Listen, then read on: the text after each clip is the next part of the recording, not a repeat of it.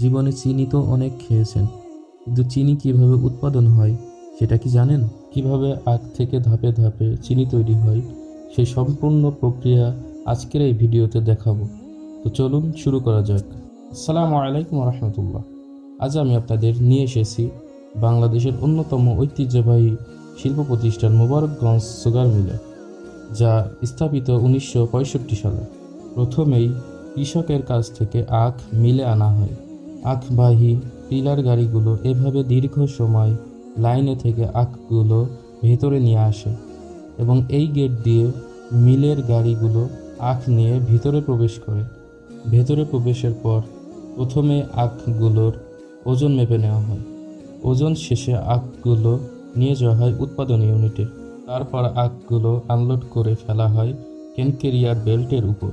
কেন ক্যারিয়ার বেল্টের মাধ্যমে আখকে সামনে আনা হয়। এরপর কেন কাটার দিয়ে ছোট ছোট টুকরো করা হয়, যাতে রস সহজে বের করা যায়। কাটা আখগুলো প্রবেশ করে ক্রাশার বা মিলিং মেশিনে। এই মেশিনে আখ চিপে রস বের করা হয়। এখানে একাধিক রোলার ব্যবহার করা হয় সর্বোচ্চ রস বের করার জন্য। আখ থেকে রস বের করার পর বেল্ট কনভেয়ারের মাধ্যমে আখের খোসাগুলো বাইরে বের করে ফেলা হয়। এরপর প্রতি ঘন্টায় কত টন রস যাচ্ছে তা ম্যাকফ্লোমিটারের মাধ্যমে মেপে নেওয়া হয়।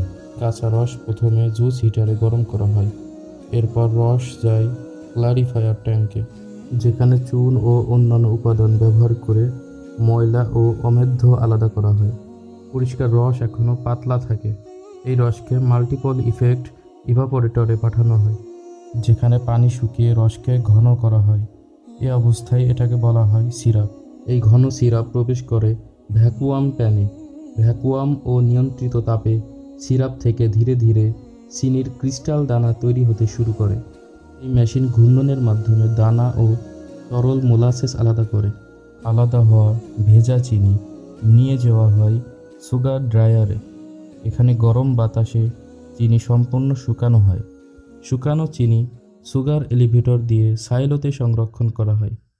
পরবর্তীতে প্যাকিং মেশিনের মাধ্যমে এই চিনি বস্তাবন্দি করে বাজারজাত করা হয়। এইভাবেই আখ থেকে শুরু করে ধাপে ধাপে আমাদের খাবার টেবিলে পৌঁছে যায় চিনি। ভিডিওটি ভালো লাগলে লাইক, কমেন্ট, শেয়ার করতে ভুলবেন না। আসসালামু আলাইকুম রহমতুল্লাহ।